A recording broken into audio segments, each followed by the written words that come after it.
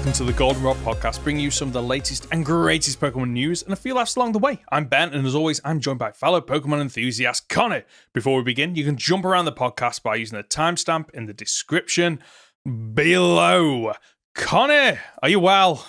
Mostly, as well as I ever am. What about yourself? Right? I've been a little bit ill. I'm all the better for hearing your voice and being able to jump on my computer. I am alive. It's a Christmas miracle, is what it is. As the and angels other angelic descend. things. yes. There's suddenly light in the bedroom flowing down. Oh no, that's just my bedroom light. I thought it was angels descending from up on high. Guys, he's clearly got a fever. He's clearly not well. He's seeing things. Hallucinating. Maybe you're not real. Maybe you're an hallucination. I thought that the other day, but yeah. Anyway, moving on. Oh no, I do need to tell you this. Actually, I completely forgot about it.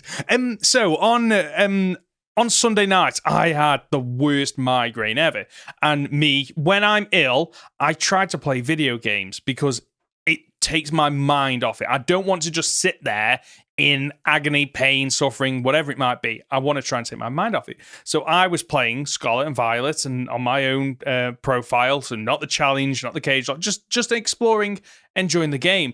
And I don't know why, but in my head, all I could think was, this is a really good game. This is an amazing game. And I don't know, like literally to the point where I think I was slightly hallucinating because I was like, wow, look how big that Gyarados is. Look how much of the screen it takes up. Look at my on it. And like it got to the point where I just had to put it down and go, what is happening? Like I was in this like surreal state playing this game.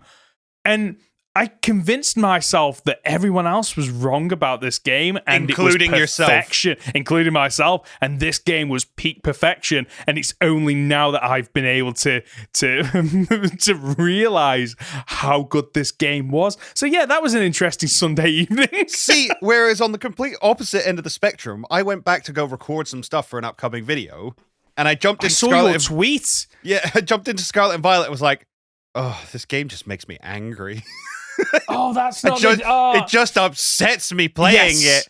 Oh, and then I jumped onto Legends Arceus and immediately was filled with so much joy. And I'm like, oh, this is what playing a Pokemon game should feel like. I forgot. Yeah. I cannot wait to go back to Legends Arceus. I cannot wait to play that game again. And I did play it to death because I really enjoyed it. It had such a good gameplay loop. I have not played a game, let alone a Pokemon game, in so long that has had just that loop of, okay, right, so I need to go and get items to craft Pokeballs to catch Pokemon. I'm running out of Pokeballs, so now I need to get more items to craft Pokemon. And that just constantly repeating over and over and over again. In the post-game where you can go out and you can catch shinies and the hordes and that game is just so good. I'm glad you enjoyed going back to that game. Well, we're gonna have to play it either over the Christmas or the New Year's because we intend to do a year-on review of it, don't we? We do, actually. That's a really good point. Yeah, actually, I should probably start playing it again because it's weird because when that game came out, we weren't doing the podcast. So I had my thoughts, I had my opinions on it, but I didn't really have anyone to talk to it about outside of just, a couple of people on the live streams when I was streaming it and talking to them and a couple of other collab partners that I work with and having those conversations. But I am very much looking forward to reviewing it and having a discussion with you because we haven't really had an in-depth conversation about Legends Arceus. No, I think we both agree that we like it, but we've gone no further than that. No, so it would be really good to break down what we really liked about that game. So we should probably mark a date in the calendar for that, actually. Like 1 year on, it'd be quite easy. It'd be February sometime, wouldn't it? I cannot remember the release date. I think he attempts to double check 28th of January. Oh, I was going to say 22nd, so I'm quite close there. So yeah, 28th of January, which is the last Saturday of the month. So we can do the last Friday of the month can be our special episode on it. Okay, right. Looking forward to that. Oh, yeah, I'm looking forward to that. But you probably aren't here to hear about Legends Arceus. You're probably here to find out what we're going to talk about today. So, kicking off, a little bit of news about some more Tera Raids announced. I don't think we're going to do this all the time because this feels like it's going to be a reoccurring I don't think the highlights are that important, but I think it's important for us at least to know all the new Pokemon that are coming into the game via these Tera Raids. I like that idea. So we've got new 5-star Delibird raids and 7-star Cinderace raids. Delibird will be up for grabs December the 23rd to the 25th. Who is playing that on Christmas Day? I do not know. And Cinderace for December the 30th until January the 1st. No word on what you get from Cinderace, but Delibird will be carrying various Tera shards. Cinderace will be a fighting type. Oh, he's joining the firefighting roster. He is. I really do like. I like that. Like I feel like Cinderace got a little bit done over. It should have been fire electric. Like fire electric. Where'd you get that from? Because it's like constantly energized. It's running around. It's as it's running around. It's building up fire. It's building up electric. I wanted to see a typing that we haven't seen before. That's fair. I mean, I'm not going to lie. I looked at it. It was like, well, that's a firefighting type. And I'm glad it wasn't. I'm kind of glad it wasn't. I think it could have suited it if it was, though. I get that, going with the whole sports motif and stuff like that. Yes. The other sad part about this Cinderace is, oh no, Protean got nerfed. I don't know if Libero got nerfed. Wait, what did it mean? It got. I've heard this, but I don't know in detail. What do you mean it got nerfed? As in, you can only change your typing once. Oh, I don't like that. I don't like that. Okay. But I'm not sure if Libero has been nerfed. So it's going to be interesting. It is. And the other big news that we had this week, spoilers for the Pokemon anime. If you have somehow managed to avoid this, like, congratulations if you have, because I got spoiled within, I think, an hour of the news dropping because it was everywhere. Wait, go back. Oh, hang on. Yes, Protean and Libero have both been nerfed the same. They only changed once each time the Pokemon is entered into battle. So, big sad. But yes, you can go on with your spoilers now. I apologize. Ash and Pikachu are leaving the anime after 25 years of adventures across multiple regions, battling and catching thousands of Pokemon, and fair play to the lad, all this before the age of 10. So, yeah, it's been a long old year for him, isn't it? It has been a year and a half. It's been 25 years for us, a year for him. Even though the years in the Pokemon universe don't make any sense, because they definitely had that anime episode where he turned around to Pikachu and said, "It's been a year since we met." By the way, I'm still 10 years old. Moving on. Yeah, it's because I'm sure you've seen this theory that the entire Pokemon anime is just a fever dream of Ash in a coma. So it was. Do you know that was actually almost an original ending? No, was it? Ish. So the original writer for Pokemon, I've forgotten his name and I apologize, came up with a bunch of endings for Pokemon. And let's understand that at this point in his life, he was on the drugs, the drink. He was not mentally well at all, and decided he wanted to possibly finish the Pokemon franchise by Ash waking up in his bed. He was going to grow old. Pikachu had died, and he was all alone. He reminisces on his memories as a child going on his adventures, and then wakes up in his bed as a child in a world where Pokemon don't even exist. Whoa, that is just okay, right? But like, what we do know is that we have 11 special episodes coming that will start rolling out in Japan from 13th of January. Conor, that could be the ending. You could have spoiled for everyone here. Oh, my bad. Could you imagine if they just the absolute bravery of a company to go, yeah, let's do that. I don't think that's what we're getting though. I mean, I think it's brave enough for them to put Ash to the side to begin with. So I do want to address this because for the longest time, I've been adamant, and it's I know never going to happen. It's not going to happen. And the reason we were so adamant, like the reason I was so adamant is because why now? Like, why not after Johto? Why not after Hoenn? Like, the longer it went on, the less likely it was to happen. And I guess the reason, I guess the reason now is because from a character development and his arc's complete. Well, I mean, we keep talking about when we do our Journeys reviews about the fact that he's kind of stepped more into the mentor role now. Mm-hmm.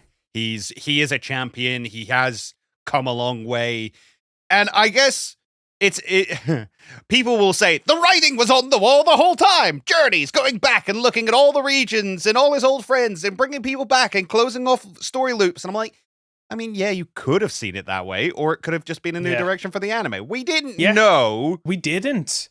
It was a shock for me, and I'm sure there are some people that have guessed it, but the same people that guessed it were probably the same ones saying that Eevee was going to have an evolution for the last three generations, or have been guessing it since the Sun and Moon anime. Yeah, or X and Y. Like people have always said Ash is going to leave next season. Just because this time they were right.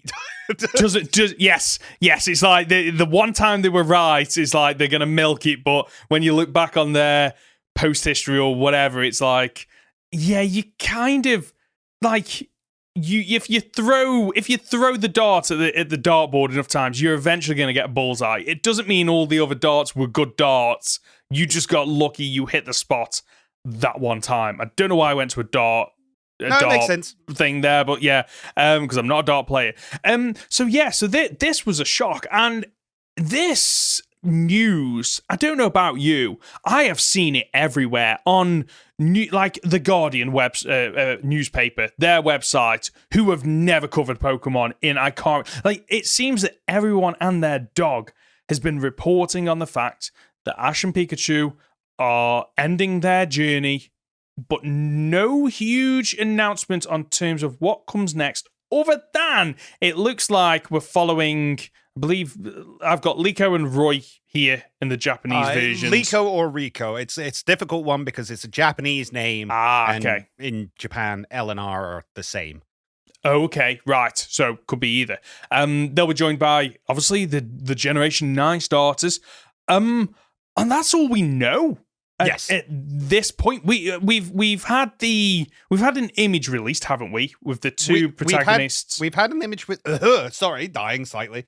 We've had an image with the two protagonists, and we've also seen one clip of Riko. I'm going to call her Riko.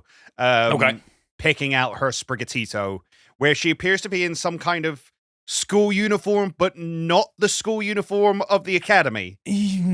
Strange. So interesting. What do you think about the character designs? I haven't got them in front of me now. You know what? I need to get them up so I can have a proper look. From what I remember, though, I quite like them. Here we go. Where is it? Images. Here we go. There we go. Yes. No. I actually like them. I actually really do like them.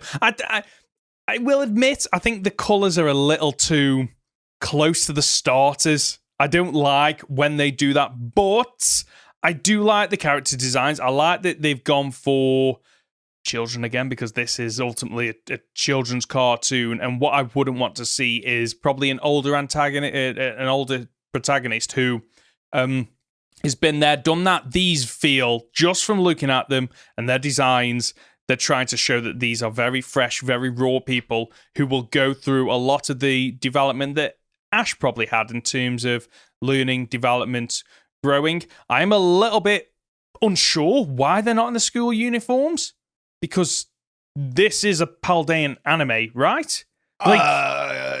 Question. Well, they've got the Paldean starters, and like there is so much they could do on the island of Paldean. Like, part of our gripes with the game is that the history isn't really there. Well, let me read it for you, because I've got the Pokemon News website up. Big changes are coming to the Pokemon. Let's try that one again. Big changes are coming to the world of Pokemon. Get ready for the premiere of the brand new animated series featuring an original story and characters, including a girl and a boy, as they set off on an action-packed adventure across the Pokemon world. The new series will highlight popular Pokemon like first partners Sprigatito, Fuecoco, and Quaxly from the Pokemon Scarlet and Violet video games. Fans can look forward to these characters' incredible journeys as they unravel the mysteries of the Pokemon world, experiencing everything from exciting trainer battles to fun Pokemon encounters. That's it. Pokemon that's all we world. Like, to you, does that mean, like, I don't know. They do that a lot, though, don't they? Yeah. I just don't see...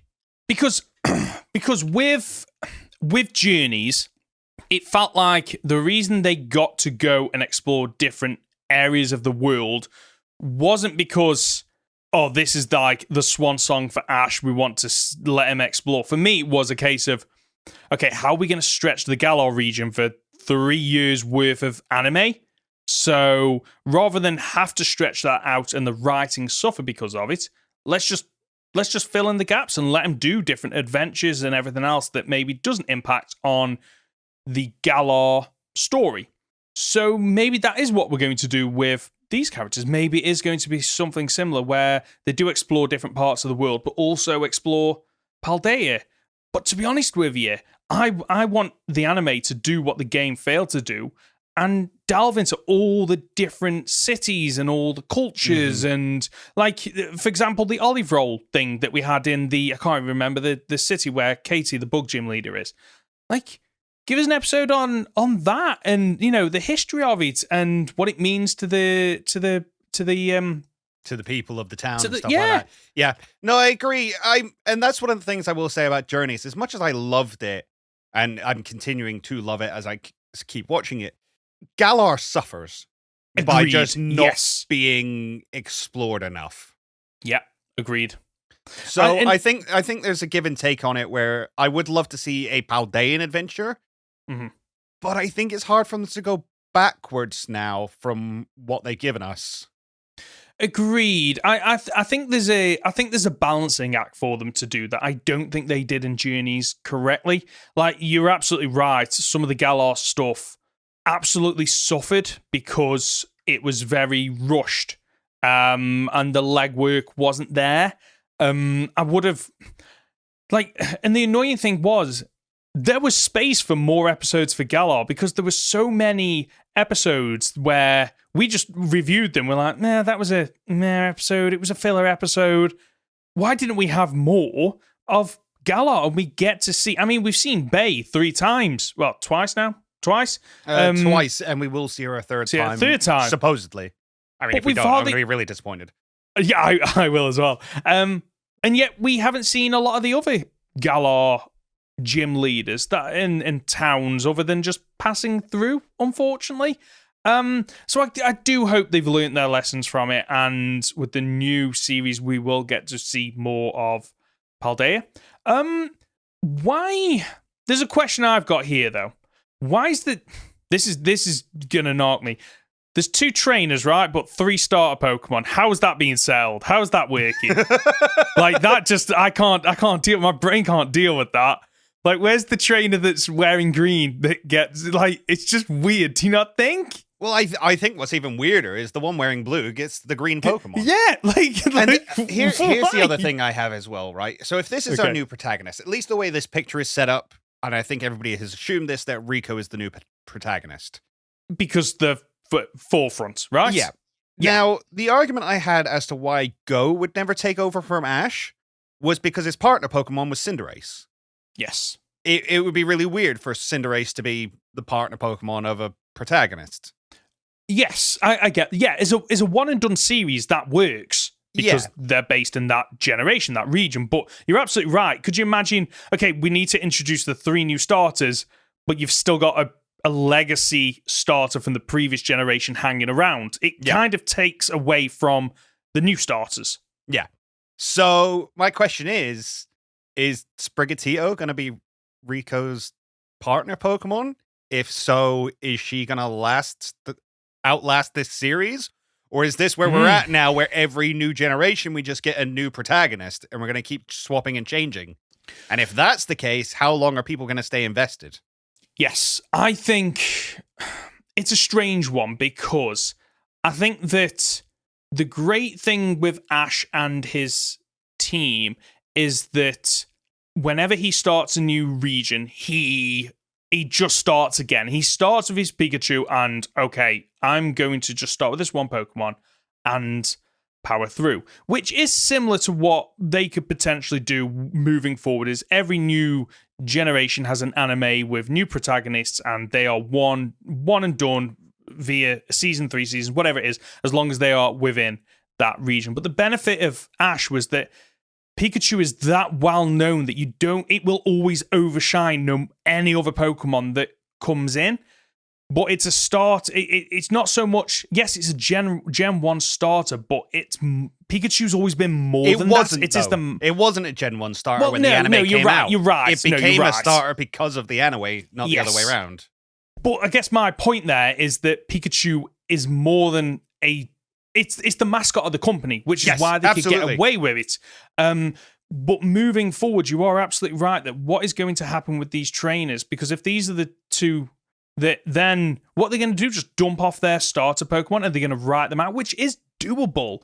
But, like, it's just very, I don't know, it doesn't sit right with me, trainers, going through this adventure with these Pokemon, building the bonds, and then at the very end, it's like, right, see you later, on to a new region, forgetting about you, because it's like Toy Story where Andy drops Woody, it's like, I don't want to play with you anymore. It's just kind of like that. Where suddenly these trainers are every generation, every series, just, okay, I want the brand new shiny Pokemon. The whole thing about Pokemon is you're supposed to be building these bonds with these monsters. But you're absolutely right, to go back to the original point, that if we're just cycling in new trainers each generation, like, what's the overarching goal of this series? Is it just going on forever with no major story threads across the entire series? But at the same time, Ash has never done that with his series. Like other than the one overarching thread is that he wants to be the very best. The Pokemon he has are different each season. The bad guys, so Team Flare or whoever it might be, they're just one season done and done. The only things that are consistent are Ash's goal, Pikachu, and Team Rocket. Which raises another question. Assumedly, will be leaving as well. You'd think so, right? So I'm okay with that, though, because I think Team Rocket, while I've enjoyed them in this series... I've enjoyed them more because they've taken more of a backseat role. Yes. But there is... And we'll come on to this later on in one of our reviews. There are episodes where they just do not need to be in.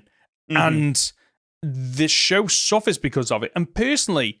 I would like to see them bring in some antagonists that are more threatening. Agreed. Because the Team Paldean Rocket needs some. Well, yeah, actually, you've got a point there. Because who are they going to bring? Because Team Star aren't villains. They're not going to be hunting people down. No, exactly. So, are we just going to stick with Team Rocket? But what?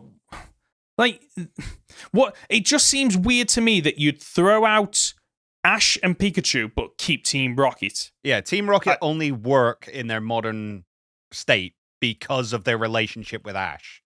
Like, every time that boy goes and does a league championship, they're there supporting him. Oh, they are, yes. Like, they despite how they act, they do respect and like him a lot. And I don't think they would just be like, oh, well, let's go follow this new kid around. It didn't... I just don't see that working. I mean, for me personally, I would just love them to go, okay, clean slate, and outside of it being Pokemon, that's it. It's a fresh start, new protagonist, new antagonist, new Pokemon, a new region to explore, new history, and maybe move away from, champion and badge format. Let's see some different stories. Let's see something around the Titans and Team Star maybe, and exploring the region and, completing a Pokedex. Because Paldea isn't just about the league formats. Like, you beat the Elite Four and that's not the end of the game. There is other things to do. I would much rather... What I think want from this that we didn't really get from Journeys is I want that through line of it's not just the last 3 or 4 episodes where suddenly the world's in danger and we're trying to save the world and let's put all the clues together. Like, I want that threaded throughout. I want it so that for every 3 episodes you watch, there's probably one that's story driven, one that's filler, and then one that's a fun little adventure romp or something like that. And you've got these character arcs spread throughout the entire series that we didn't really get in Journeys, unfortunately. Yeah, no, agreed. It really did. I was so, like, in Journey, I go back to the Zacian and Zamazenta when they're fighting Eternatus, and there was parts that were handled better in the anime, but the overall feeling, I preferred the game, but mainly because the clues were more spread out rather than just being packed in at the very end. And I get that the audience for this show are probably younger, and they can't maybe hold the attention without the reminders at the start of the episode of, do you remember this? Like, hint, hint, nudge, nudge, like, you've got to remember this that happened several weeks ago because it's going to be here now. So maybe they know their audience and think, actually, you know what, we just kind of need to pile them into the last couple of episodes. It's almost a mini movie. I just feel like I'm on board with this. I really am. And if they're going to throw at Ash and Pikachu, give us something that you couldn't just go, well, if Ash and Pikachu are in this, nothing would change. Like, give us something new. Give us something exciting. Don't just give these two protagonists the same story that Ash had. I want something different and new and exciting. Yeah. So, what do you think they're doing with Ash? So, is he done? Is he still out there in the world? Is he retiring? Is he older? Is he a father? Ooh, okay, yeah, right. You got to address it. Take us away. Yeah, you've okay. So, yes, they have to address this. They can't just Ash goes and you never see him again. But at the same time, I don't think they can have Ash be a major character in the series because then it overshadows the new people. No, I think. So, did you ever used to watch Yu-Gi-Oh back in the day? I did, but only part and a couple of seasons in. So it's not all that important. Yu-Gi-Oh, main protagonist, Yugimoto, wins all of his championships, comes to the end, saves the world, story over, says goodbye to the Pharaoh and stuff like that. Mm-hmm. Comes round to the next season, Yu-Gi-Oh! GX. New protagonist, new storyline, moved on in time quite a bit. There was a bit of a time skip. And there's a moment at the very start of the anime where there's like a passing of the mantle. It's you know, you don't see Yugi's face. We know it's him, but he like picks Jaden up off the floor. He's like, "Oh, and have this card, add it to your deck. Okay, run along now, boy. You're the hero now." And that's kind of what I feel like we need is some kind of acknowledgement from the previous protagonist we've been seeing for 25 years to go, it's your turn now. Yeah. No, I agree. It needs to be, there needs to be something there. And that is typically what's done in anime. It was done in Avatar. It's been done in loads of stuff. It's almost an acknowledgement from the writers to the watchers, the viewers, that it's okay. You're in safe hands. We're not going to butcher this. This is an acknowledgement that we know what came before, and we're not going to forget that when we're writing what is to come after.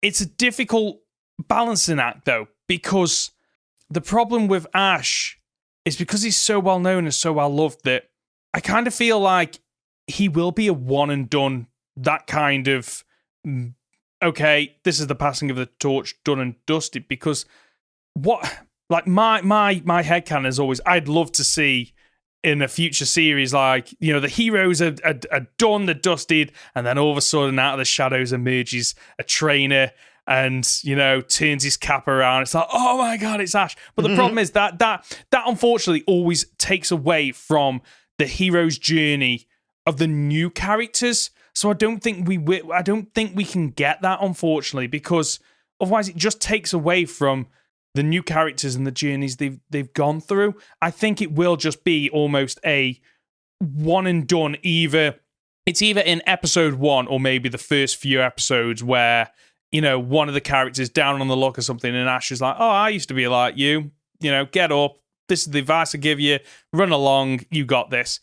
And then it wouldn't surprise me if we don't hear from him again outside of maybe an odd movie appearance where, to get bums in seats. Oh, look who's back. It's Ash.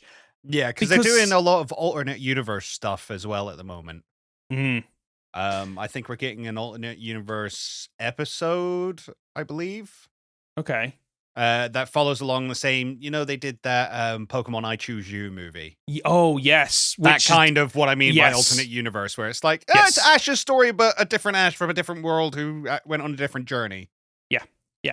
Which, it's just confusing. I want more information because what I don't want them to do is... They've obviously got a direction. They've obviously got an idea. What I don't want is for that idea to maybe not be well received to start with, and then panic stations, let's get Ash back in, or let's have him be more of a mentor figure throughout the series. Because, Ash has had his adventure, he's had his time. Let's let him rest for a bit, because he deserves it, and let's pick up a different story with different protagonist. That's what I want. So a different story. You talked about the fact that you don't necessarily want her just going on the gym journeys. You want her going around the world and visiting lots and lots of stuff. What? It took Ash 25 years to get good. Yes. Do you think she's gonna win a championship by the end of this season? Oh no. And I'm okay with that because, for me, what I love about Pokemon growing up is that Ash didn't win. That is an important lesson to learn for children that, you could be the best you've ever been, and unfortunately, sometimes you might fall short. And he didn't even come second. Okay. He didn't. No, it was top 16. Oh, yeah. I was not ready. Yeah, and it's not even like he lost in in a competition against a trainer that was remarkably better. He lost because, unfortunately, the training he'd given to his Charizard wasn't good enough. It wasn't good enough, and it backfired on him massively. And what I don't want to see is these two new trainers come in and they are really good at everything they do. I want to, for it to be believable, people have to go through losses. They have to go through challenges, and sometimes you learn from it and you rise above it. Sometimes there are more, there's more falling down before you learn to get back up, and that's okay. That's nature. That's life. And what I want from this anime, I guess, is, give us a journey. Give us these characters. If it is just a case of, okay, these characters are only for Generation 9, it probably works better for them because they can lay out a story of, okay, well, this is the start point, this is the end point, and we don't need to worry about, these two protagonists are going to be around for the next generation. How do we, how do you string them along? Yes, yeah, exactly. Or do what they did in previous generations where Ash gets off the boat and then Pikachu loses to a level 5 Snivy, They don't need to worry about that because they can just go, right, we can tell a complete story from start to finish without some of the issues that having Ash, unfortunately, brings along, such as Pikachu losing battles that it probably shouldn't lose, and having to drag along Team Rocket and all this build up of history that having Ash as a protagonist brings along with it. But I do have a question of why not Go? Because they've already set him up and he's already got his own mission that is, in theory, never ending. So, do you think the original idea was to have Go set up as almost the passing of the torch? And I'm asking this because I think I've got my answer, and the answer is no, because these goals are very different to Ash. But I'm just really confused why they introduced a brand new character like Go if that wasn't their initial intention, because you had Hop. They could have used Hop. I don't get why they brought in Go outside of, oh, look, we've got Pokemon Go. This is nudge, nudge, wink, wink. I don't understand why they brought in Go. I don't know if you have any thoughts on that. I honestly don't. It's one of the weird things for me that I love Go. I think he's grown on me a lot through the series. Yeah, I honestly don't have an answer for you as to why not Go. Is it? And at least from what I've been reading and looking at, I don't think his story finishes particularly conclusively. Anyway. Interesting, because what they could have done is they could have done something similar to. So this is a bit like Doctor Who. Did you ever used to watch Doctor Who? Or do you watch Doctor Who? No, I have watched. Okay, I have seen it. I've never watched it. So for those of you who don't know, the Doctor is a time traveling space alien who regenerates. So every couple of seasons, when the actor goes, "I'm out, I don't want to do this anymore," they just get a new actor in, and it's part of the passing of the torch, so to speak, as they regenerate from one actor to the other. But sometimes what you have is, because that can be quite jarring to go from one actor straight to another actor who is a different acting style, different stories, different adventures, is sometimes they'll have a companion who doesn't regenerate. They're usually just a human. And they sit alongside, they span multiple Doctors, so that even if you come into a new series with a new Doctor, a new TARDIS, new adventures, you still have that little bit that goes, that's familiar, that's something I know, that's something that I understand, and you have your, that safe haven of something that you understand. Why they didn't do that with this, I don't know. They could have had Go, and they might still, who knows? There's an argument to be made that Go isn't... So he plays like a dual protagonist role in this series. But as a character... he's the straight man to Ash. Like, okay. He is not... I don't think he could carry a series on his own. I agree with you there, yeah. So maybe that's the reason why we're not getting him. He works great as a foil to Ash, as an accompaniment to him, as someone to bounce around. But, I couldn't see Go going on journeys and... Anime's weird. Anime is one of these really weird series. Right. No, I have got something to say. So, usually in a lot of Western media, we see the hero going on the hero's journey and they change throughout the story and come back a better person. Although character arcs do happen for anime protagonists, more often than not, they are more influential on the world around them than the world is on them. Yes. They change people for the better rather than the other way around. Ash changes people for the better, has done all along. Go, not so much. No, you're actually right there. That's not to say that Ash hasn't had character development, because of course he has. Yeah. But I think, the fact that Go is never going to get Gary to chill out. That's just not going to happen. Yeah. No, I like the way you've explained that actually makes a huge amount of sense, and I'm trying to think of it of like a counterpoint in terms of Go, and I really can't. Yeah, it is going to be interesting to see where his story goes in this, but like I guess thinking about it, actually, like my point about the Doctor's companion and they are split over multiple incarnations of the Doctor, and they are your safety net almost. Pokemon probably doesn't need that. It's Pokemon. Like, everyone knows what a Pokemon is. They know the mons that they're going to see, and just that familiar world that you are in is almost that safety net of, okay, yeah, I was going to say the Pokemon world in and of itself is the safety net. Yes, exactly. You know what you are getting into by going into this new series. One thing I do want to touch on then is... Hang on, you never answered my question. Oh, go on. Do you think this is Ash's daughter? So I'm going to say no.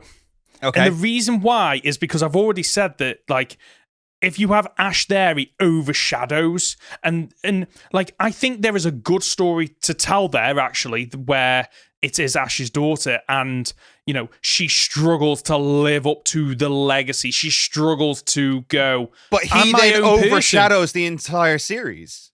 Yes. His legacy becomes what this series is about, which... True. Yeah. It doesn't allow her to become her own character. Even if the series is about her trying to become her own character, it's still intrinsically then about Ash. And if we're gonna have that, just have Ash. Ash, yes, exactly. And like that's not what because what I don't want is I don't want that. I don't want it to be, okay, this is Ash's daughter of Pallet Town, and because then all I'm gonna be thinking is, well, how does she compare with Ash? Like, what's the difference between her and Ash? What's her start going to be? What would Ash have chosen? Like, just give us a fresh start. Like, if you are going to this is the Rey thing all over again from Star Wars. I was going to ask another thing about Rey as well. Rey was everybody was the father of Rey. Rey was the sister of everybody, and in the end, none of it was right. Nobody got it right because,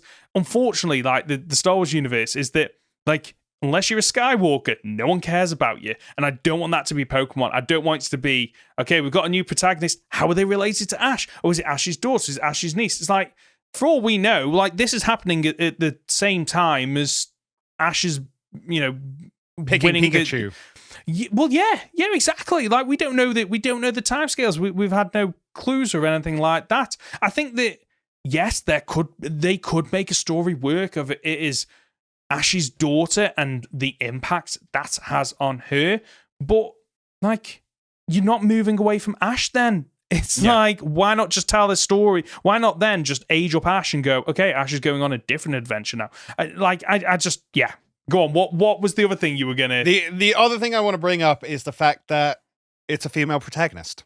So I was a little bit worried about this.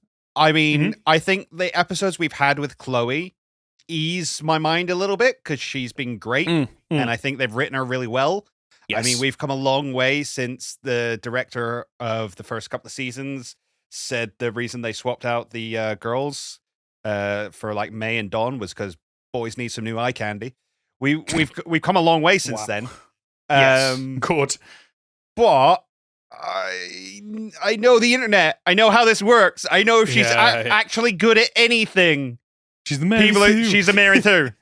She's the Mary Sue. Ash wasn't this good. Ash took 25 years to become champion. She became champion after one season. Oh, Mary Sue. Pokemon has never had the issue of a character coming in and being good at everything.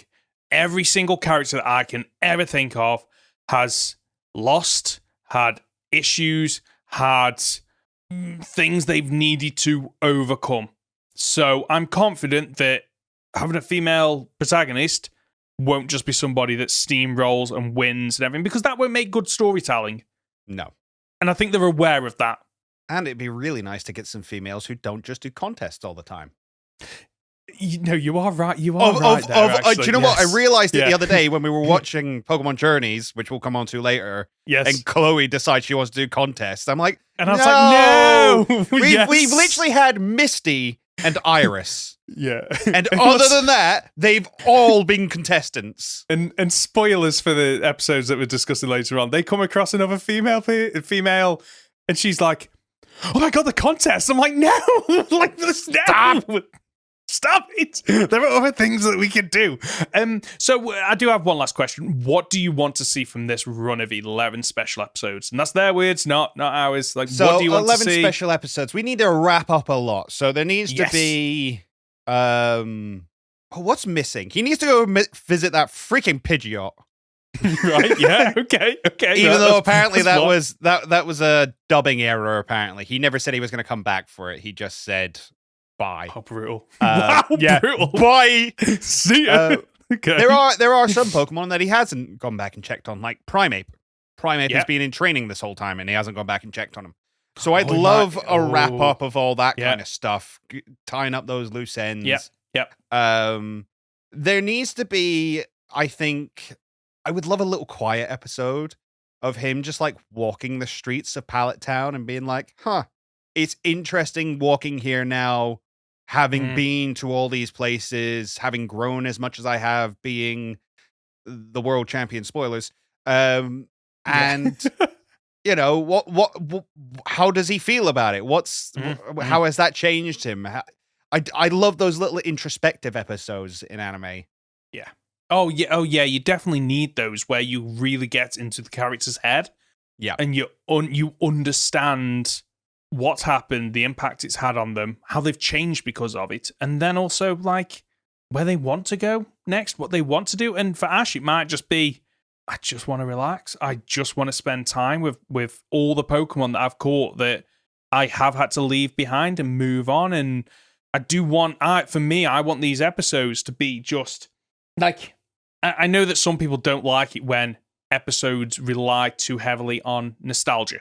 When it is just remember this, remember this, remember but this. This is. But that's my point. Like sometimes you earn those, and it's absolutely okay to have just an episode about nostalgia, about the past, about remember this, and that's okay. Like if that was every episode, like I would cotton on to it and go, I'm kind of done with this. But is it 11 episode special run at the end? Absolutely fine if it is just the Ash, this is your life. This is looking back at all the Pokemon, all the people that you met, the change you had on the world, and the impact that your life has had. Like I would love to see that. And one thing that I do need from this is if they are retiring Team Rocket, there needs to be a big blowout where they quit Team Rocket full time. Yeah, I'd love like that. They need to like storm and overthrow Giovanni or something. Like Meowth needs to get his revenge of like doing that Persian over. So you're absolutely right. For me, it's easy. I would want, if it, wish list. I would want them to either just acknowledge, you know what, kid, like you're not bad. We were never serious about getting the Pikachu, but we always just wanted friendship, and this is how we do it. And explain all the zany antics and everything. And okay, don't know about that, but Or the flip side is that Ash is backed into a corner, and Team Rocket do have to make that choice. Like, okay, what do we do? Are we actually against Ash? Are we actually on the same team? Or are we, as they always have been? Well, we're not on Ash's team, but at the same time, we're not letting someone else one-up us. They're well and truly chaotic neutral. They are. Yes, they are absolutely chaotic neutral. They are. But I need an episode that is just kind of tying that. Well, that's it. You have the episode where they finally steal Pikachu. They take it back to the boss. Yeah. It's in a cage. And they have that kind of thought of, oh, we got what we always wanted. What now? I don't like it. I don't like it. Let's go free Pikachu, and in doing so, let's take down all of Team Rocket in the process and destroy the headquarters and release all the Pokemon. Yeah, I could imagine that. That's exactly what I want. Yeah, okay. So we can get this. That's one episode. I'm trying to think what else I'd like to see. I'd love to know exactly what a Pokemon Master is. No, you are right, because like he's won, but like that doesn't mean he retires. It's like I'm undefeated. Like you get like it's like anything. You still have to like hold on to that championship, and I don't know how it works. Actually, I just can't see Ash being the kind of person that would go, yeah, my fighting days are done. No. No. That's how he connects with the Pokemon that he loves. Yes, exactly. I think one thing that I would love to see is that like he's proven he's the best Pokemon trainer. I'd actually love to see him have a rematch against one of the powerful legendaries or mythical Pokemon that he's run across in the past, like Mewtwo, for example. I would love to see that, and just Ash doesn't win, because of course he wouldn't win, but he pushes them close because of the skills and the friendship and the bonds that he's got with these Pokemon.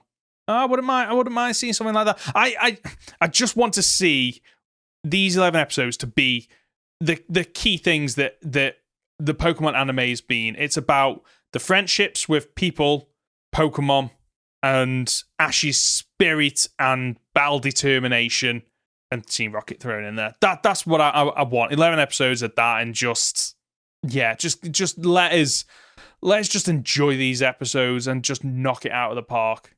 I think there has to be a reconnection with a couple of people as well. I think his and Misty's story kind of came to a conclusive end. Before Generation 3? Like, he gave her the bike back, and oh, did he? Oh, okay. You know, she went off and went home to become the gym leader and stuff like that.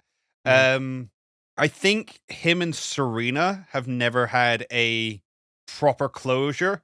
So I don't know if you watched X and Y. No, at the end of that, it was very, very clear all the way through that Serena was interested in Ash romantically. Okay, yeah. Had known him since she was a child and had always liked him, and then finally started traveling with him. And at the end of that series, she kissed him and went off down the elevator, and that was it. Now, we haven't covered this episode yet, but she apparently does come back for Journeys, but never meets Ash. Wait, what? Okay, right. Okay, so interesting. There has never been closure on that relationship, and I know a lot of fans would be very upset if there wasn't. Okay. Especially all the fans screaming that Ash's daughter is her daughter too. Anyway, okay, right. I think we're in I'm confident we're in capable hands with this. These 11 episodes. I think this is almost a love letter. Like, there's no way you announce Ash is leaving without a plan of going, we know exactly how we're wrapping this up. Yeah, agreed. So, yeah. But Ash isn't gone yet. He's still around for now, having a journey.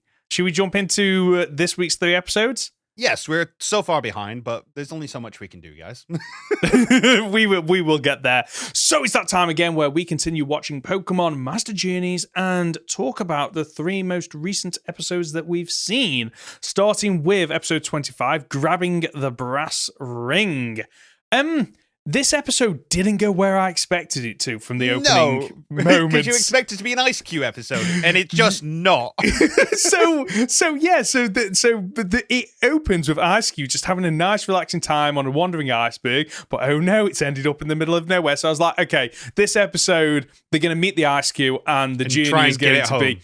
Yes, that is going to be the episode, and then maybe at the end, the Ice Cube goes, actually, I want to go with Go on this journey. Nope. It doesn't. No. Like, absolutely no.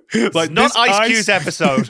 This should be this episode should be called Ice Cube's Day from Hell. Like, everything that could go wrong for this Pokemon goes wrong. The Ice Cube ends up on a beach. It smashes its head after tripping on over a slowpoke. He starts panicking because its head is on show and apparently doesn't like that. But it's okay as it manages to find another Ice Cube and ends up in a car, falls out of the car into a river. And then while all this is going on, Go and Ash are coming over to the Galar region simply because they want to see a phalanx. Like, could you imagine just doing that, going, I want that Pokemon, I'm just going to travel. I'm just going to go there. I'm just going to go. I'm going to cross country. I'm going to fly for 18 hours and just go pick up a Pokemon. like, okay.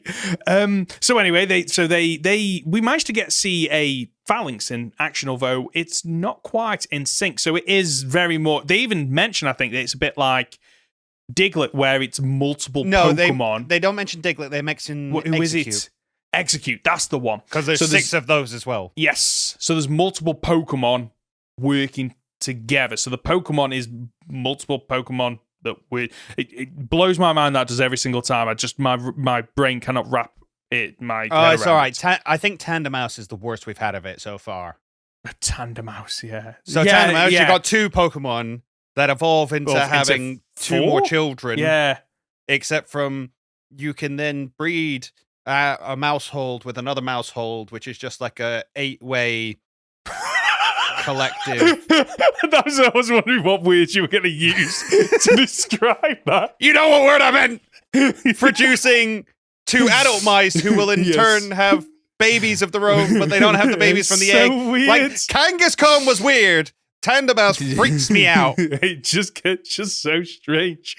So anyway, we've got the phalanx. They're not in sync. And Grookey's being the usual little bugger that he is, just tapping the same phalanx, causing a battle. The phalanx end up all over the place because they're missing the leader.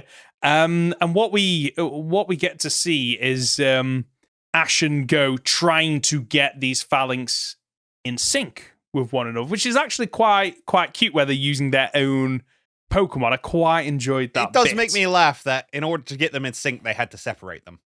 Yeah, it's very, very strange, isn't it? So, and then when they finally manage to get these Pokemon into sync, which Pokemon turns up?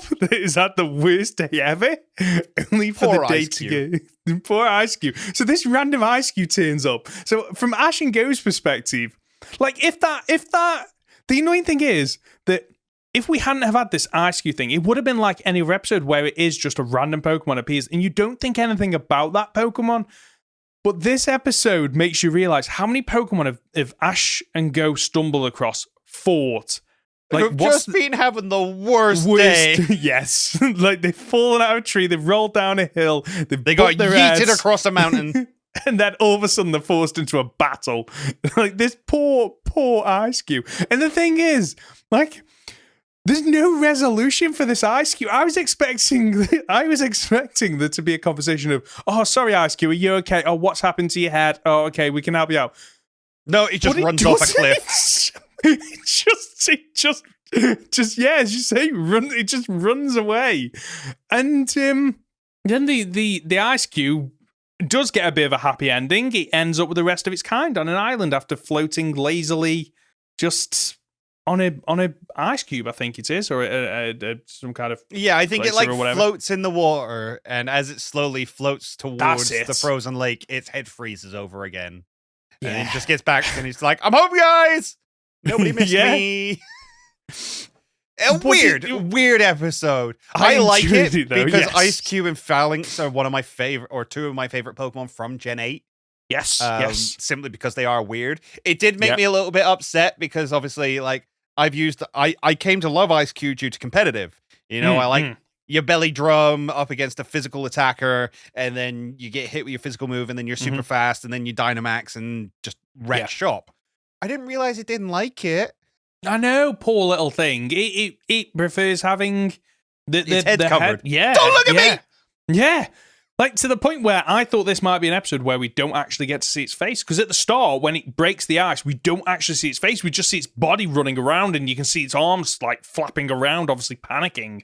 This poor Pokemon. I really enjoyed this episode, but I think I enjoyed talking about this episode more because of just how bad it is for this Pokemon.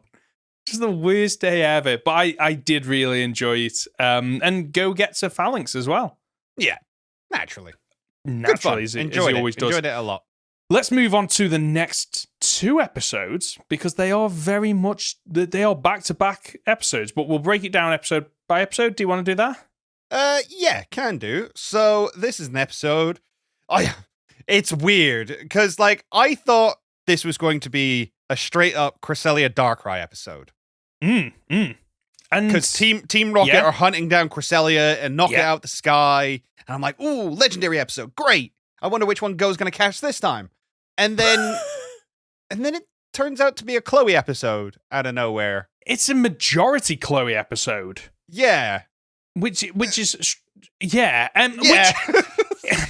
it's just weird because a better Chloe episode than I thought it was going to be. I genuinely thought it was going to be a case of we're going to set the boys up to go off here, and then we're going to follow Chloe on a family vacation. I was like, please don't do that. Please let me see Cresselia and Darkrai. But that didn't happen because Chloe's parents are terrible. Yes, and workaholics. Yes, we're definitely workaholics. So Darkrai is apparently in the Sinnoh region causing nightmares to people. And Ash comments on this. Ash has met Darkrai before in, I think, at least 2 movies. Is that right? Which I absolutely love that the movies are just straight up canon within the Pokemon world. Agreed. Yeah, I like that. It infuriates me sometimes where there's an anime movie, but it's not canon. Why are you doing it then? Oh, because of the money, of course. Well, actually, there is a reasoning behind it. So, whether you're interested or not, I'm going to tell you. I am. In a lot of when it comes to anime, a lot of the movies are actually supposed to be basically like reels of demonstrating what's kind of going on in the season at the moment, showing the animation quality to get like investments and people to get interested in it. Oh, okay. So what you'll do is you usually won't have the movies be canon. They'll be a side port. So the best example is always Dragon Ball for me. So Dragon Ball Z, you finish up the Freezer arc, and you immediately show the Cooler movie, who is like the brother of Frieza. So you get to have the fights, the Super Saiyan, you get to show all the characters who are in there at the moment, and show the kind of thing that your series is doing as a demonstration of that. So that's why a lot of movies aren't canon. Right, that makes sense, and it explains a little bit more about. I've seen a couple of movies for My Hero Academia where it is flat out like the developers say, the producers, whatever they're called. It's not canon, but there's a lot of animation in those movies that flat out is way better than what is in the series. But that explains that. I know this isn't a talk about anime movies, but I'll tell you what. That My Hero. Have you seen the My Hero one where he gives away? Yes, and I'm watching that going, wait, what? Wait, what? Is this canon? Is this going to continue? How does this work? You're just gonna say no. Yeah, he just wakes up and it's and then there's just a terrible excuse of like, no, it chose to stay with you. Yes, I'm like, no, at no point has it been established. That's not how it works. We have never, like, if there is a willing person giving a power to another person and they're both willing, like, that connection happened. Like, that's done. Done, dusty, sealed deal. And just so happened. Like, don't get me wrong, cool fight. Cool fight. Yes. Awesome visuals. Love to see it. Yes. What a great scenario to play out. But, like, don't give me your fan fiction and then retcon it, like, in the same freaking film. Yes. Anyway. It's almost as bad as it was all a dream. Like, yeah, pretty much. But anyway, Ash and go off to find Darkrai. But as you said, like, this isn't really Ash and Go's episode. It is, we check back in on them every now and again, just trying to track down Darkrai. But it's mainly Chloe's episode, who actually does go to the Sinnoh region originally to find Ash and Go, but then kind of gets sidetracked.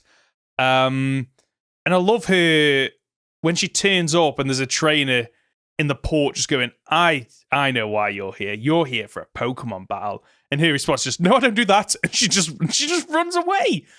But then she manages to spot a contest that is going on. And wouldn't you know, she wants to do a contest because she's a female, like you were saying earlier on. Like, apparently, naturally. To the point where she's open to doing contests, but runs away from the thought of a battle. Yeah. She's like, no, I don't do that. Bye. It's like, okay, right. But you've shown you have a knack for that. That might not be what you want to do, but it's a bit strange that you just see a contest. You're like, yeah, that's what I want to do. Like, but then, well, she doesn't though. She's not like she's interesting. It's not like she takes some persuading from Dawn. By the way, Dawn's in this episode. She takes a bit of persuading from Dawn, doesn't she? Yes, to get into that. Right, so I am remembering that correctly. Yeah, so she does kind of turn around and it's like, oh, I don't know. She says, I'm just going to go watch. Yes. And it's like, no, you're going to compete. Because it's going to be great and you're going to love it and it's going to be wonderful. It's like, I don't know if I could be good at that. And she's like, nope, that's first time for everything. Come on. And then Dawn brings up the fact that apparently she's competed all over the world.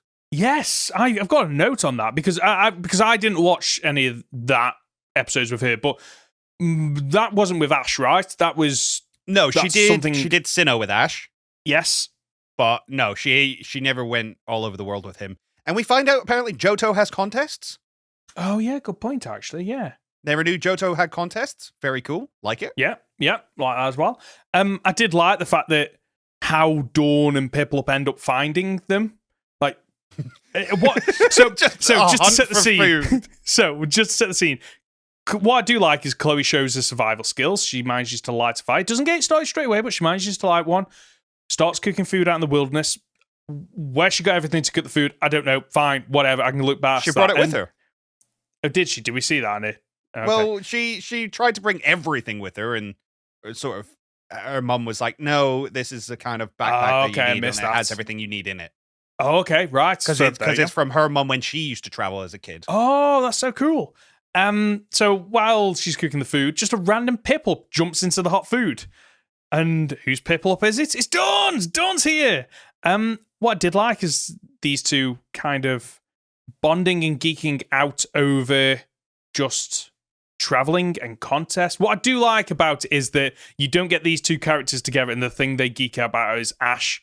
Like, it's not always about Ash. Yeah. It is about other things. Like, people have women have relationships outside of boys, believe it or not. Like, believe it or not. They do their own thing, which is great to see in this as well. It's good. It's a sign of good writing. Yes, I'm glad you know what. Basically, what does the woman talk about in the story? Is it about the man, the boy, the whatever it might be? If you somehow don't know what we're talking about because you were off the internet in 2016 when everybody was talking about this kind of stuff. Yes. The Bechdel test is not a scientific test nor a test of quality. It's just a good observation of the world that we live in. That it's a test to see if two women share a conversation in a show and the conversation's not about a man. Yes. And it's kind of ridiculous how few shows and films can succeed. Yes. So that's why I brought it up. It's great that these two have a conversation. It's not about Ash. It is just their love of their dreams and everything that we get. Speaking of dreams, Ash and Go return to the lab, except that they don't. It is a dream, and we get the two professor's assistants doing the Team Rocket dance, complete with Yamper and Mr. Mime. And the professor has a monocle. Just brilliant. Just absolutely brilliant. And he actually, his plan is, now with all these Pokemon we have gathered in the research facility, we will take over the world. I'm like, actually, that's a pretty clever plan. When you think about it. Gathering, they've got a Suicune wandering around in there somewhere. Whack a dog collar on that, and you've got a legendary Pokemon. So I absolutely love that. And pretty much there's not a lot more to this episode other than the fact they managed to track down the Cresselia in the forest, which has been injured. Meanwhile, Go figures out that Darkrai is moving around the forest. So everything is on this central location of this forest. Chloe and Dawn are attacked by a sleep-deprived Rhydon. That's a little bit terrifying, actually, that Pokemon can be sleep-deprived and just shrug off attacks and just go in. And, they managed to track down Cresselia, and that's the end of part 1. Though I will say this Rhydon fight kind of annoyed me a little bit. Go on. Because, Piplup's been through a lot. But that Piplup I know it's not evolved, but it's it must be a high level, right? Yeah, no, it could have evolved. It chose not to. Yes. So, Piplup's been through a lot. It should be stronger than Eevee. Why does Eevee, using a non-stab move through Mimic, somehow do more damage to this freaking Rhydon? Oh, wound me up. Yep. But it's fine. Yep. I'm absolutely on board with you. It's just one of those Pokemon anime logics that you just have to kind of overlook sometimes, unfortunately. But it leads us into the next episode, A Midsummer Night's Light. So, Dawn has met Cresselia before. Was this also in a movie? This was also in a movie, yes. Was it the same movie that Ash met? She was Ash's traveling companion through Sinnoh, so she was in all of those movies. Okay, I like that. Chloe shows a connection, being able to approach, and together they help to heal the Cresselia, and using methods shown to her by Brock, which is a lovely little callback. Yes, that is a nice little callback. I did enjoy that. He is on screen for a handful of seconds. So me playing the games, and for me, Generation 4 was the generation that I jumped out of Pokemon, and then I came back much, much later. So I never figured that these two were almost... There was a connection between Cresselia and Darkrai. I'm trying not to jump ahead of the episode here. The Pokemon of Dreams and the Pokemon of Nightmares. Yeah, I never knew that. So that was I was like, oh, okay, yeah, that kind of makes sense. And then I got thinking, is this just the anime? Is it in the games? But actually, it's in the games as well, isn't it? They are. Mm-hmm. They are counterparts. Yes, counterparts. Yes, because at one point, I can't remember if it's Chloe or Dawn mentioned that these two Pokemon are enemies. Yes, but oh my god, sorry, I got hiccups. That is how they are perceived by people.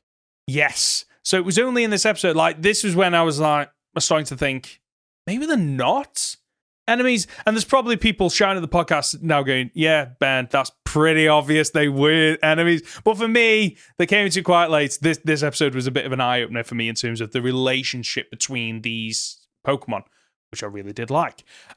So Chloe and Dawn bond further over helping out the Cresselia. And we get a little bit of a montage of Dawn showing Chloe how to perform in the contest as well, which is a nice little addition to it. Did we get to see her do some of the contests then? Yeah, no, that she was, again, because she was the traveling companion, she actually got to go to contests as much as Ash got to go to gyms. Oh, really? So it was quite... Oh, okay. I do want to go... Like, this has made me want to go back and rewatch the first season, thousands of episodes. There are. It's at some point I do. Maybe that's something that I it's a lifelong dream, maybe, to just watch them all, because there's so many episodes that I've never seen, and I'd love to go back and maybe some of them are good and some of them aren't. Ooh, okay, well, that's maybe not then. So what happens next is everything just comes together. 1,222, by the way. Okay, so and 23 movies. Wow. Okay, right. This is going to take a while. I'm going to do it though at some point. So what happens next in the episode is everyone just kind of meets up in the same place. You've got Ash, Go, Dawn, Chloe, Team Rocket, both Jesse and James, Team Rocket, and the Team Rocket organization, Team Rocket. You've got Cresselia, you've got Darkrai. You've just got everything that just kind of finds each other together. Yeah, they all just end up together. The plot brings them together. It does. Team Rocket tried to take on the Darkrai. Meanwhile, everyone gets Cresselia out. Did confuse me why they just suddenly found time to sit down and chat. It's like, yeah, aren't you supposed to be getting Cresselia to safety? And I love how Cresselia just kind of floats so they can just move it. That's quite handy, isn't it? They just kind of hovers, and it's just really bizarre. And the team put together the theories and decide that Darkrai and Cresselia aren't enemies. Well, the team don't put it together. Chloe puts it together. Chloe does. In a understanding of Pokemon that she has yet to demonstrate up till this point, which is pointed out to her of like, look, you understand the hearts of Pokemon. Well done. Oh, okay, right. I'm glad it was Chloe and not Go, because other episodes that might have been Go putting together 2 and 2. So it's quite nice that Chloe still is getting development, even a season and a half into her introduction. And what I like about this is that this real Team Rocket that turns up, these are the same Team Rocket that turned up. Yes, before was it last season. Yeah, they are basically. I mean, they elites? Are James and Jesse's nemesis at this point. Yes, yeah. So the leader is Matori, I think her name is. No idea. Glasses girl. Oh, okay, Glasses Stuck up girl. Glasses girl. Suck up Glasses girl. And what I love is that, like, I would talk earlier on when we're talking about I want like a evil team that is more competent. This is kind of what I want, where Ash and Go are battling them, but the Pokemon aren't just tanking the hits. They are dodging. They are counterattacking. Really like it. I wish there was more battles like this against Team Rocket. To be fair, the animation in this is gorgeous. Like, everybody gets one good hit, and the camera's panning and swooping through the battlefield. All the attacks look amazing. And what I did notice is you get this really gorgeous fight, and then the animation budget just seems to run out. Yeah. Because suddenly it's like, oh no, they're firing a rocket. Okay, so the cannon goes off, then we see the rockets, and then we see them under the net. Yes. There's no transition there. There's no animation in between it. And it's like, oh, right, the budget is done then, is it? I'm glad you brought that up, because I was watching it, but I was watching it on 1.25 speed, and I just thought to myself, if I miss some frames... No. They literally didn't animate it. Right, okay, that explains because again, they have this really good, and I cannot stress enough how beautiful it is when they do this fight against Team Rocket. Ironically, the really pretty part of the fight is the bit that they lose. But yeah, true. Continuing the story, then Darkrai helps Cresselia. Ash and Go are all netted up. So Cresselia is able to use Lunar Dance and heal Darkrai. Darkrai destroys the ship and sends the crew to sleep, including Team Rocket, who just rock up. The original, the Jesse and James Team Rocket, they just rock. And I can't remember what Meowth says. Meowth just kind of, they all just fall asleep, and Meowth says this final word. I didn't write it down. It doesn't really make any sense. I remember listening to it and being like, I need to go back and maybe check the subtitles on that one, because I'm not sure about that.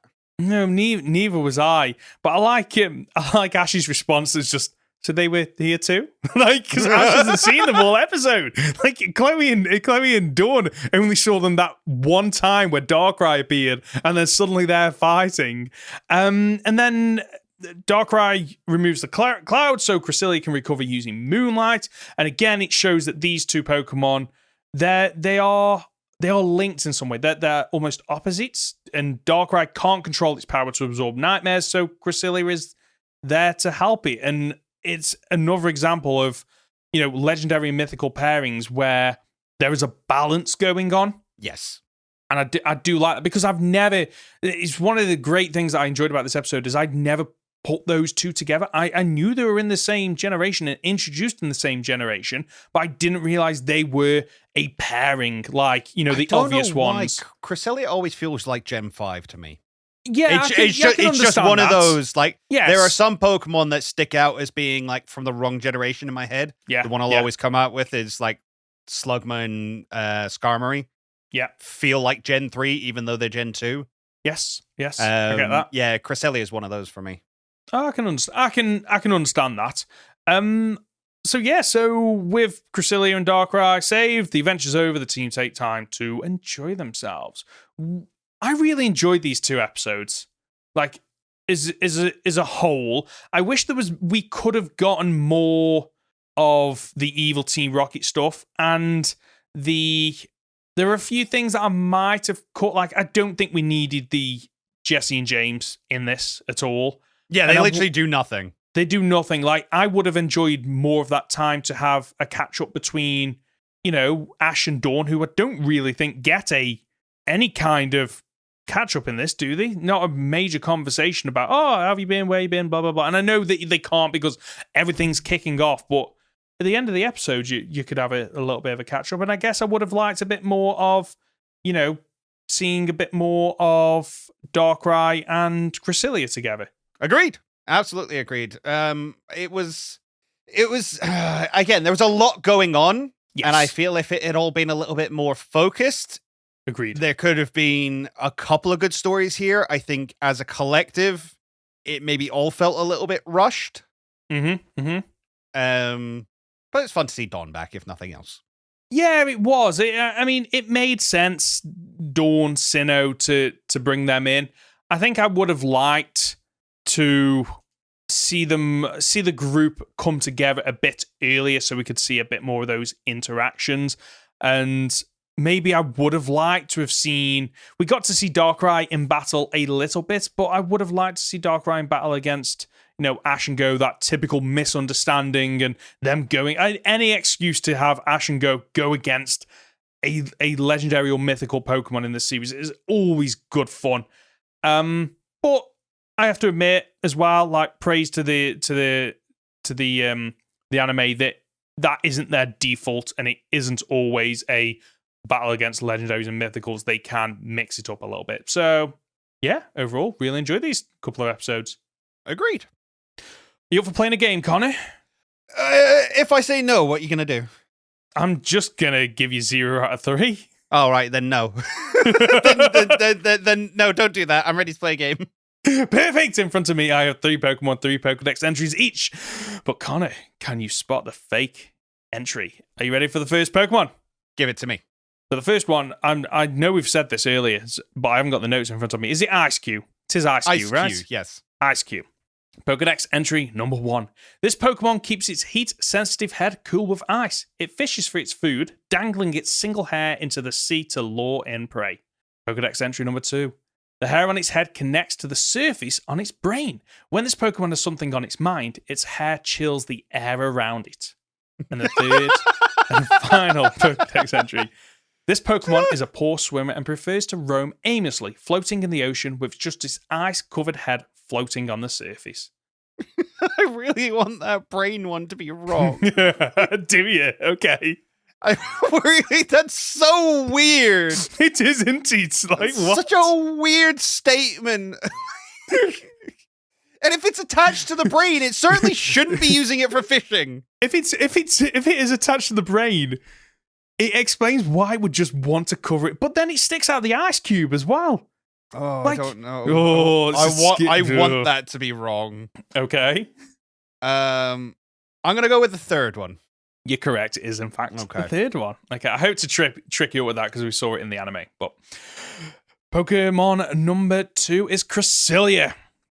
On nights around the quarter moon, the aurora from its tail extends and undulates beautifully. I don't know if I said that word right. Pokedex entry number 2. Known as the woman who journeyed the Milky Way, it heals Pokemon and people alike using its lunar powers. And the third and final Pokedex entry. Those who sleep holding Cresselia's feather are assured of joyful dreams. It is said to represent the crescent moon. I think the crescent wing thing is lore, but not Pokedex information. Okay. So I'm going to go with number 3 again. Okay. It was number 2. Was it? Okay, the woman who travels the Milky Way. Yeah. I'll be honest, I was sat there going, that sounds really odd, but it's whimsical enough that maybe. Okay, right. I'm glad I caught you out with that one. Pokedex. No, Pokemon number 3, Darkrai. Of course. What had you done if it wasn't Darkrai? Just like Weedle. Just looked like an idiot. Pokedex entry number 1. This pitch black Pokemon is well sought after, as its ripped cloak enables whoever wears it to hide from their enemies. Pokedex entry number 2. Folklore has it that on moonless nights, this Pokemon will make people see horrific nightmares. And Pokedex entry number 3. To protect itself, it afflicts those around it with nightmares. However, it means no harm. Third one, because again, I don't think the Pokedex entries imply that it means no harm. I think because people don't understand that wouldn't be in the data for it. Okay. That is a real one. The fake Pokedex entry was Pokedex entry number 1. I was going after something like Harry Potter and the Invisibility Cloak. I kind of half listened to it and I was like, that sounds a little bit okay. So you got 1 out of 3, but you might be able to get me back next week, but we'll explain more about that at the end of the episode. Let's move on to comments and questions. We've got one question from YouTube, this time from Tony. What do you think there is a connection between your Miraidon or Koraidon and Penny? And the reason they've brought that up is that there seems to be some kind of... He starts licking her, even though there's apparently been no interaction between those two. So Tony's wondering if maybe Penny is a descendant of Heath, and your legend is a version of the Cyclizar seen in the photo with Heath in the history book. Just a theory. What are your thoughts on this? No, it's not a descendant of Heath's Cyclizar, simply because that doesn't even work for Scarlet, because Koraidon is the ancestor of Cyclizar, if nothing else. So I don't think there's a connection there. Plus, we know that Penny is actually from Galar and not from Paldea, so her ties aren't really in this region. So I never read it as that. I never read it as her having a connection with Miraidon or Koraidon. I always saw it as your legendary recognizing just a kind heart. Despite her outer shell and how she's like trying to put up this big, strong visage, and that Miraidon and Koraidon have the ability to see through that, and that's why they show affection to them. I can understand that. The first couple of times it popped out, I did think, oh, is there something more to this? But then nothing ever came of it. No, I mean, it's set up quite early that, Arvid does have a connection with it. Yes. So, so quite early on, I thought, oh, maybe there's something, but then after the fifth one, where again it pops out licks, so I was like, this isn't going anywhere, is it? And I can understand why. It just seems to be like, say, the legendary Pokemon can just see another soul that's just kind and kind-hearted and wants to make amends, which Penny's doing. And it's it's another good example of where your Pokemon acts like a dog and just wants to lick it, which I love those kind of things. If you've got a comment or question, you can reach us by leaving a comment on our podcast on YouTube, by emailing goldenrodpod@gmail.com, or by leaving it on our Discord channel. Conor, what have you got coming up this week? I have just released my Once the Battle video for this year. I was tagged in it once again by Toby. It's just basically like a reflection of the year gone by, what's coming up for my channel next year, hopes, dreams, things I loved about Pokemon. I did get asked to tag 3 people in it. You were one of them, by the way. Yay! Just as a heads up. Thank you. Thank you very much. Simply because I couldn't tag the podcast. Okay, right. Yeah, makes sense. Yeah, okay. Makes sense. Wow, so hold on. So were you saying you couldn't tag the podcast? I would have dropped to number 4. This guy. No comment. No comment. Wow. I plead the 5th. Absolute disrespect. Plead the 5th. Love it. In terms of what I've got going on, still plugging away at this. I almost said what it was then. This challenge video for Generation 9. So done the script, recorded the audio, now editing the audio. The audio is like 1 hour 10 minutes, but that is because you know what it's like when you do multiple takes and stuff. Yep. So I'm cutting it all down, chopping it down. I want it to be about 25 minutes maximum, ideally maybe 30 if I have to, but I have really just chopped into this video like I've never had to before. I'm really happy with how it turned out though. So as I said, I want to get this out as soon as possible. I want to get this side of the new year in Christmas, ideally, but we'll just see how it goes. And then after that, I do want to do more content for Generation 9. Really looking forward to doing it. And that's the show for this week. If you've gotten this far, you're just a top dollar, aren't you? However, we probably should mention that there is a podcast next week. It's going to be a lot shorter than our usual ones because we're going to have to pre-record it because I'm away. Because it's Christmas and it's New Year's and we've got stuff going on. Exactly. But we do have a plan about what we will be doing for it. I think people will enjoy it, hopefully. If you do want to, help us out over Christmas, if you want to give us a present, how about you just leave a like down below if you're watching on YouTube, or a 5-star review if you're listening as a podcast. Conor, where can we find you? You can find me on my YouTube channel at Captain Fidget or on Twitter at CapFidget. Perfect. I'm Ben, and you can find me as Professor Hoenn Gaming on YouTube and Professor Hoenn on Twitter and Twitch. As for the Goldenrod Podcast, you can find us on all the usual platforms. Search for Goldenrod Podcast on YouTube or on your usual podcast app. We'll be back next Friday for another week of Pokemon podcast content. See ya!